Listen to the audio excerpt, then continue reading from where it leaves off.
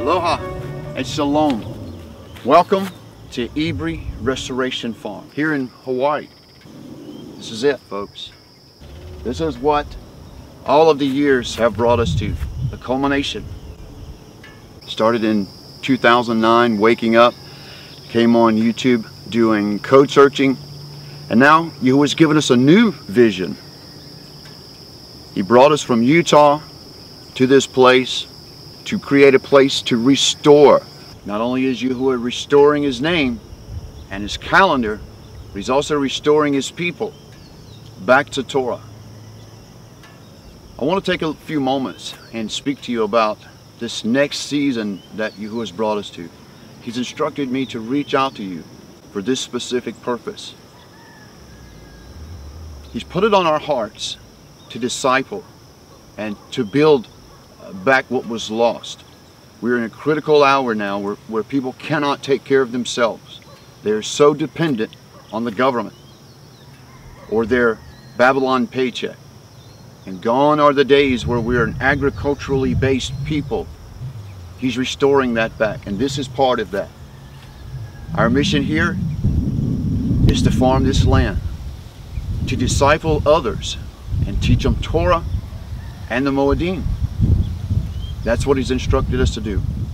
The vision he has given me is that his remnant in the last days will be like stalls in the field all around the world, where there is a pre-gathering before the great ingathering.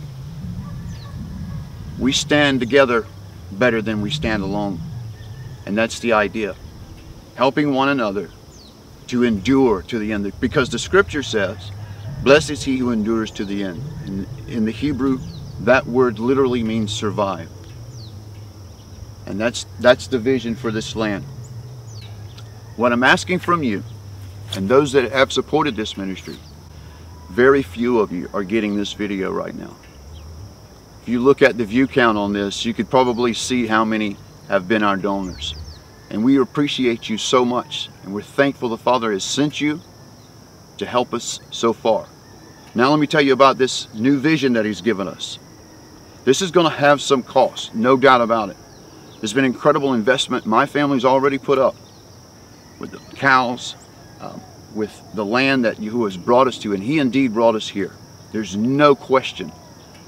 When he chose this land for us, I had no idea at the time until I researched that this is probably the safest and the most fertile land that we could have found.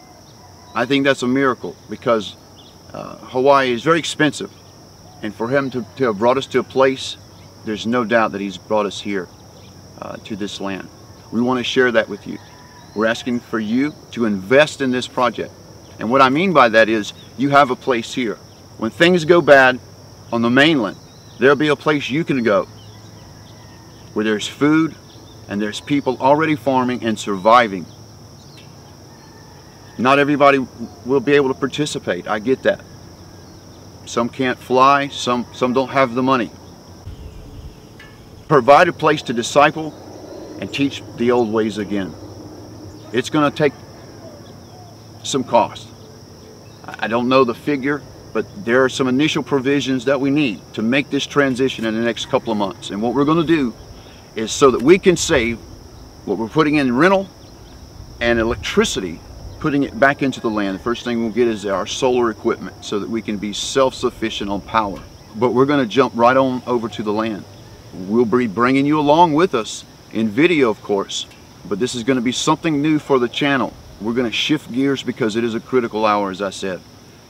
We need to be teaching people Torah, who the Messiah is, and how to take care of themselves, to plant, to harvest, and to find the Moedim. We can do that better together. Here's a shot from above. Let's take a fly around the property and get an idea of what I'm talking about here. This is the easternmost corner of the property. Look how black that dirt is. In these lines right here, and completely grown over, is about 1,000 macadamia trees all over there as well. It's got a I'm not quite sure what this is. I think this is a low point here that all these trees are growing in.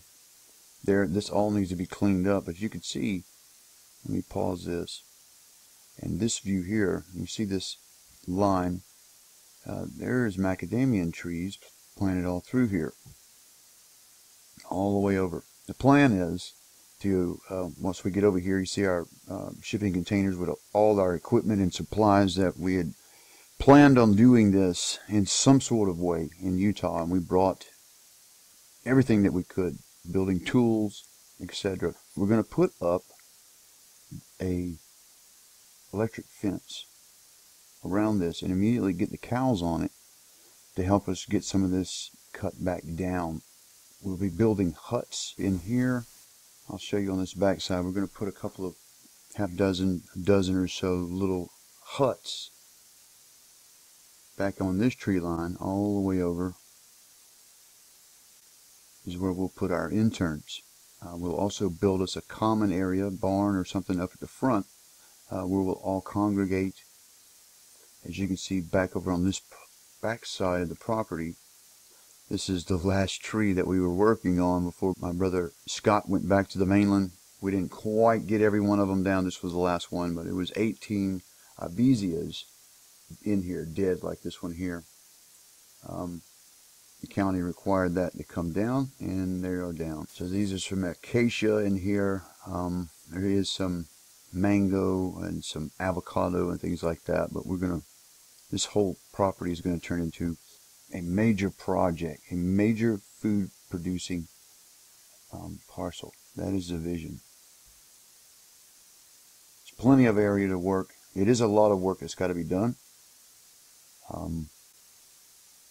As we swing back over here, this area up in the front looked to me very, very fertile. We could immediately plant garden in here and immediately start producing vegetables within a few months. You can grow anything in this area.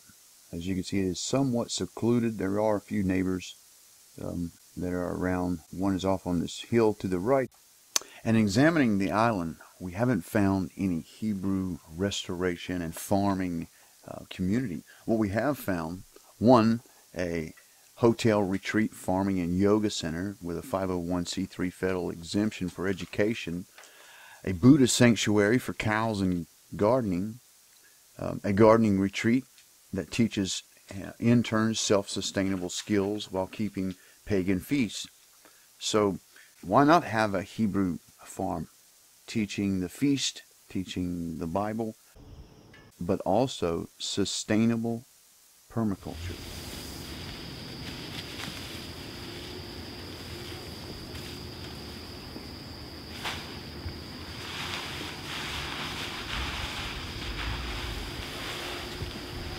The Lord commanded the angels to thrust thy sickle into the earth, for the harvest is ripe.